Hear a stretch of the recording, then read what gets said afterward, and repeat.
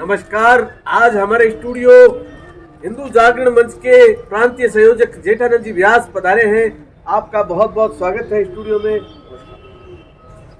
जेठानंद जी, बताइए कि यह जो धर्म यात्रा है जो बीकानेर में अभी काफी समय से चल रही है, इसके पीछे क्या उद्देश्य था? क्या ऐसा आपको लगा कि यह यात्रा प्रारंभ करनी चाहिए? यह जो यात्रा हमने प्रारंभ की, आदिकाल से हमारा जो ये नववर्ष है जो मनाया जा रहा था, बीच में काल ऐसा आया कि हमारे जो सनातन धर्म के जो लोग हैं वो अपने नववर्ष को भूल चुके। भारत में केवल अंग्रेजी नववर्ष पे ही लोग उसको नववर्ष मानते थे। हमें अपने नववर्ष को स्थापित करना था, इसलिए यह कार्यक्रम हमने शुरू किया। और उसके बाद दूसरा ये था कि बीकानेर जो है वो एक आपस में संबंधों का एक बड़ा है, तो उसमें भी स्थापित हो कि सब एक साथ इस नव वर्ष को वर्ष में एक बार इकट्ठे होकर मनाएं और हमारा भारतीय नव वर्ष है जो पुनः स्थापित हो, इसीलिए हमने शुरू किया है। भारतीय नव वर्ष यह लगभग कितने साल से बीकानेर में मना रहे हैं इस शोभा यात्रा के रूप में? 10 साल से हमने ये बराबर ये कार्यक्रम हमारा चल रहा है। और लगभग जो शुरुआत थी धर्म यात्रा की, वो किस प्रकार से, क्या कोई ऐसा अनुभव था जिससे इसमें कुछ दिक्कत आई हो, या लोगों में उत्साह कैसे बढ़ा और किस प्रकार से आपने इसका प्रारंभिक स्वरूप बनाया? वैसे तो हम बचपन से इस नव वर्ष को मना रहे हैं। केवल चौराहे पे खड़े होके तिलक लगाना, मिश्री देना, इस माध्यम से करते थे, लेकिन हमें लगा कि समाज पूरा इसको मनाए, इसके लिए हमने 10 वर्ष पूर्व यह कार्यक्रम शुरू किया। हम बचपन से हर घर पे नव वर्ष के दिन ओम की झंडी लगाते और घर घर घूमते, लेकिन फिर यह लगा कि पूरा बीकानेर कैसे मनाए, तो यह हमने कार्यक्रम शुरू किया और हर घर पे झंडी लगाना और वर्ष में एक बार सब अपने नव वर्ष को उत्साह पूर्वक मनाए। तो नए कपड़े साफा पहन के आए। तो हमने शुरू में जो प्रथम बार किया था तो उसमें वाहन रैली के रूप में किया, केवल 250-300 ही थे हम। उसके बाद धीरे धीरे बढ़ा। आज पूरा बीकानेर इस नव वर्ष को उत्साहपूर्वक उत्सव के रूप में मना रहा है। हमें बहुत खुशी है कि पूरा बीकानेर इसमें शामिल होता है।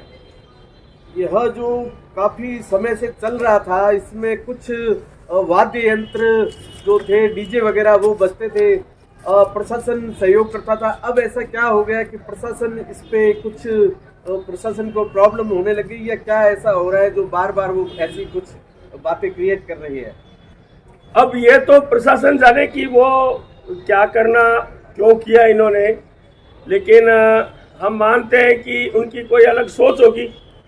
लेकिन फिर भी समाज ने प्रतिबंधित होने के बाद भी अपने साधन से, क्योंकि ये उत्सव है, उत्साहपूर्वक मनाना है, इसलिए कोई प्रतिबंध लगाए, कैसा ही लगाए, कोई फर्क नहीं पड़ता, क्योंकि समाज का काम है।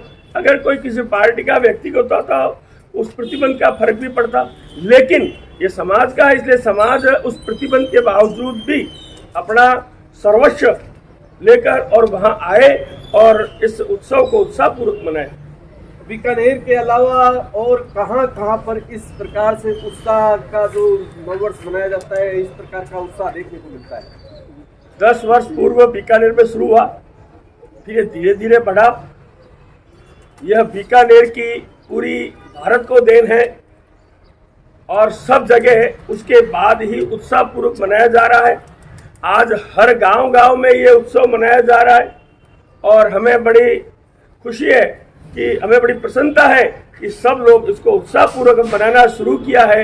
अभी मुझे किसी ने बताया कि एक कोई चैनल है, नेशनल चैनल, उसने भी ये कहा कि भारत के नव वर्ष की सबसे बड़ी धर्म यात्रा बीकानेर में होती है। तो मैं और प्रसन्नता हुई और बीकानेर ने एक ऐसा स्थापित किया कि भारत वर्ष पूरे में नव वर्ष मनाना शुरू हो गया।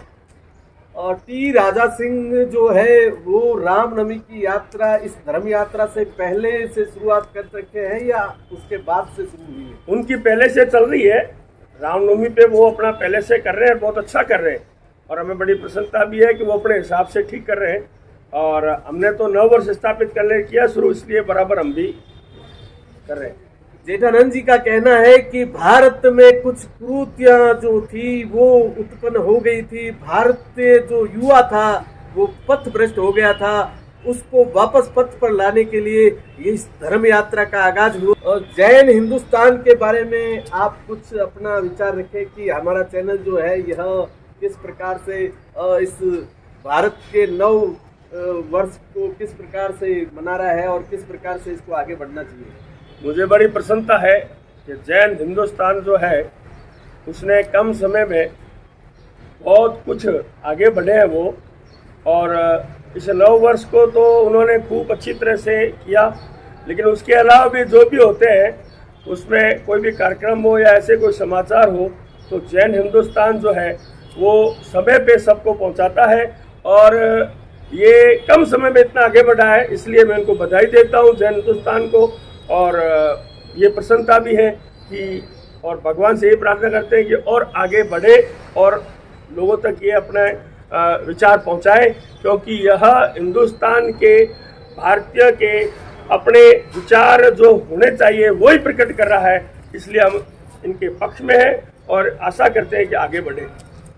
चूंकि जैन हिंदुस्तान नाम से ही हिंदुस्तान भारतवर्ष की गरिमा लेकर आगे बढ़ रहा है, ये कहना है जेठानंद जी व्यास का। एक बार पुनः आपका बहुत बहुत आभार, धन्यवाद। नमस्कार, जय श्री